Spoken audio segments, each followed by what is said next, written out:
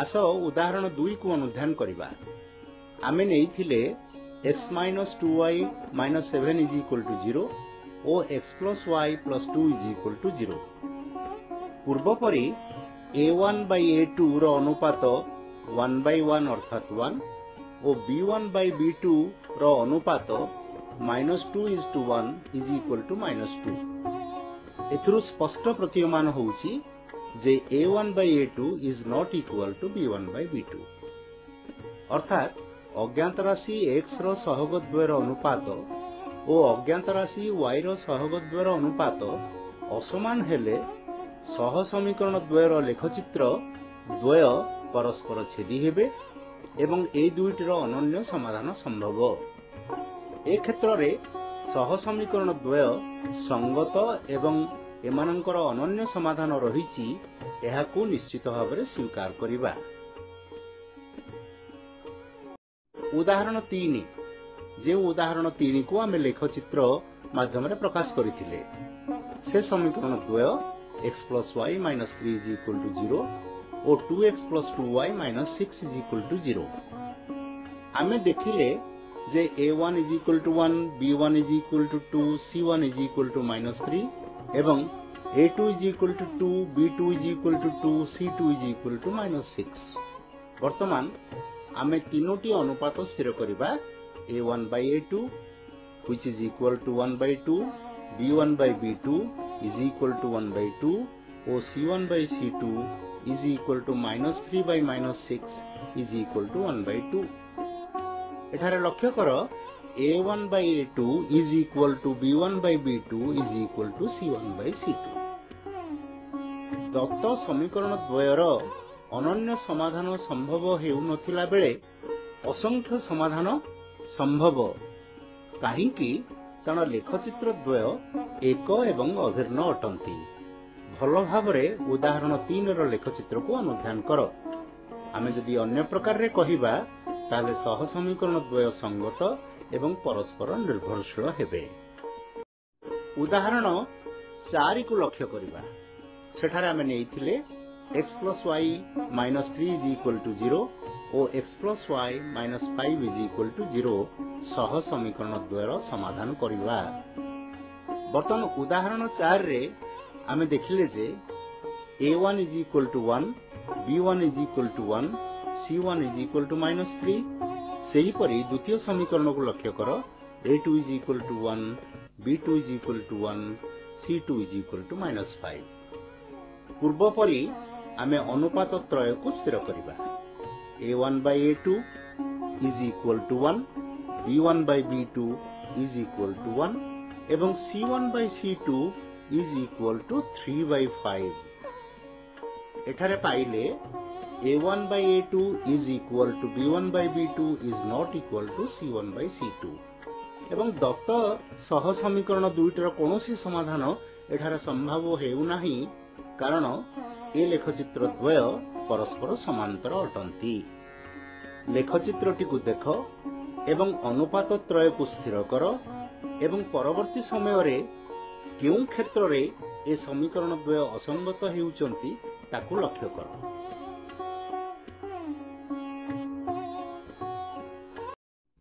वर्तमान उदाहरण 1 2 3 एवं 4 रे जेउ तथ्य गुडी को अनुशीलन करि पाइले ताकू निम्न टेबल रे दिया जायछि से गुडी को लक्ष्य कर एवं एठारे जदि समीकरण द्वय a1x + b1y + c1 = 0 एवं a2x + b2y + c2 = 0 हुए ताहले प्रथम क्षेत्र रे a1/a2 is not equal to b1/b2 जेउ क्षेत्र रे L1 एवं L2 सरलरेखा द्वय परस्पर छेदी एवं सेमाने संगत एवं स्वतंत्र हेबे अर्थात अनन्य समाधान रहिबो।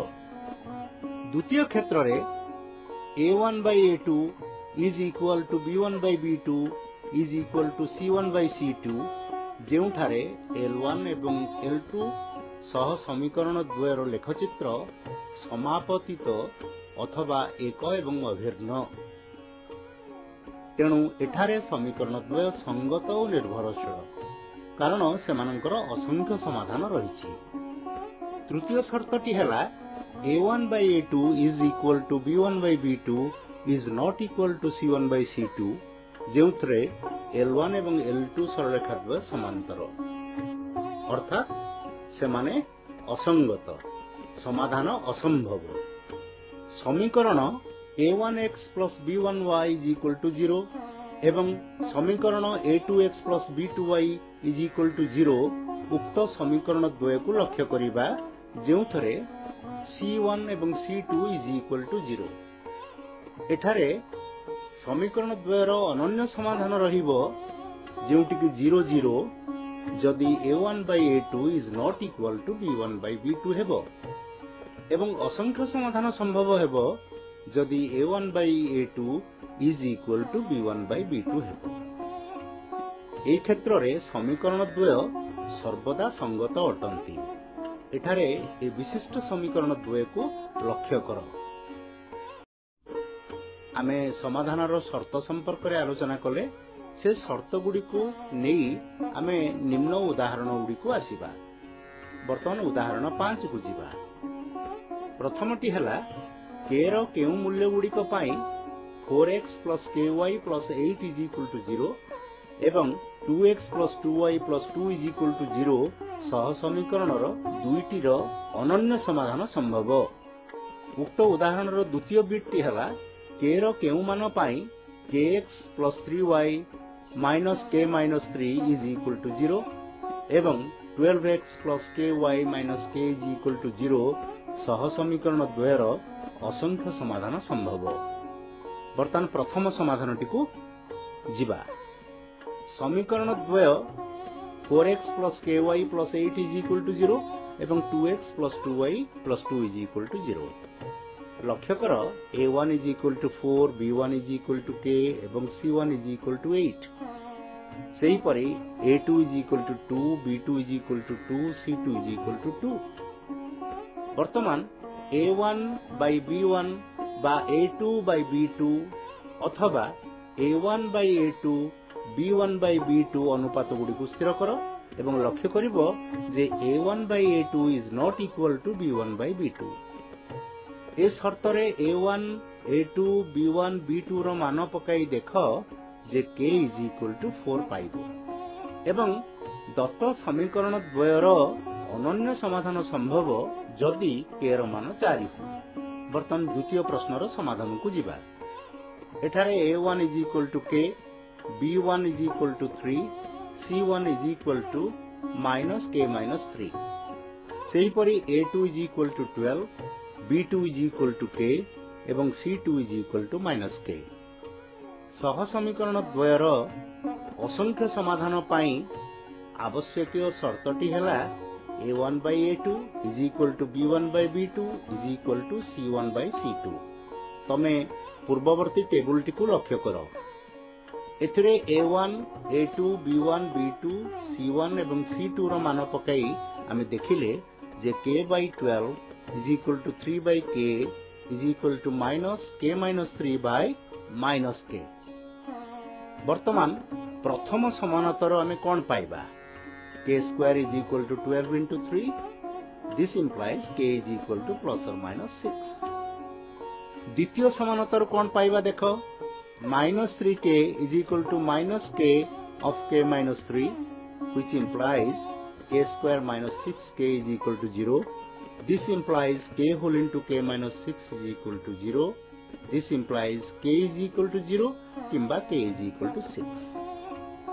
वर्तमान प्रथम एवं द्वितीय शर्त द्वयरु आमे कोन पाइले k is equal to 6 हेले सह समीकरण द्वयर असंख्य समाधान संभव एवं कहि परिबा कि केउ क्षेत्र रे हमर अर्थात k रो केउ मान पाई समाधानटी कोन हबो। वर्तमान minus k is equal to 6 हेले समाधान कोन हेबो निजे चिंता करो। सही परी k is not equal to plus or minus 6 हेले सह समीकरण द्वयर समाधान कोन हेबो निजे मध्य चिंता करी देखो। आस परवर्ती समाधान को जिबा। आमे लेखचित्र सहाय्य समाधान करले विभिन्न शर्त विषय आलोचना कले एवं शर्त आधार रे केतेक उदाहरण को देखिले। वर्तमान आस देखिबा सह समीकरण द्वयर बीजगणितिक समाधान किपरि हेबो। मनेकर दत्त सह समीकरण द्वय अर्थात समीकरण द्वय एठारे नेइचे a1x plus b1y plus c1 0 एवं a2x plus b2y plus c2 0 ए समीकरण द्वय को नेले मनेकर एठारे ए सह समीकरण द्वय संगत एवं स्वतंत्र। ए दुई सह समीकरण समाधान बीजगणितिक प्रणाली किंबा लेखचित्र प्रणाली करा जाई पारिबो। आस बीजगणितिक प्रणाली रे समाधान किपरि हेबो आलोचना करिबा। प्रथमे जिबा प्रतिकल्पन पद्धति बा मेथड ऑफ सब्स्टिट्यूशन। ए समाधान करिबा पूर्वरु केउ सोपान देई गति कले आमे समाधान करि परिबा से विषय प्रथमे आलोचना करिबा। प्रथम सोपानटी हला एही प्रणाली रे दत्त समीकरण द्वय को नेबा सेथिरु x को y माध्यम रे किंबा y को x माध्यम रे प्रकाश करिबा। द्वितीय सोपानटी हला कोनोसी समीकरण रु y रे प्रकाशित x किंबा x रे प्रकाशित y रो मान को द्वितीय समीकरण रे प्रयोग करिबा एवं प्रयोग कले आमे यथाक्रमे y किंबा x रो मान मध्ये पाई परिबा। तृतीय सोपान को आस। तृतीय सोपान अर्थात परवर्ती सोपान रे x और y रो मान मध्यरु जेकोनोसी गोटिए पाइले अन्यटीर मान मध्य पाई परिबा। अर्थात x रो मान को परवर्ती समीकरण रे प्रयोग कले आमे y रो मान पाइबा बा y रो मान को परवर्ती समीकरण रे प्रकाश कले आमे x रो मान पाई परिबा। ताकू आधार करी गोटे उदाहरण देखिबा। उदाहरण 6 समाधान कर 5x प्लस 2y प्लस 2 0 एवं 3x प्लस 4y माइनस 10 0। एठारे दत्त सह समीकरण द्वय हेले 5x प्लस 2y प्लस 2 0 एवं 3x प्लस 4y माइनस 10 0। प्रथम सोपान को अनुसरण कले समीकरण 1 को विचार को नहीं y को x माध्यम रे प्रकाश करिबा।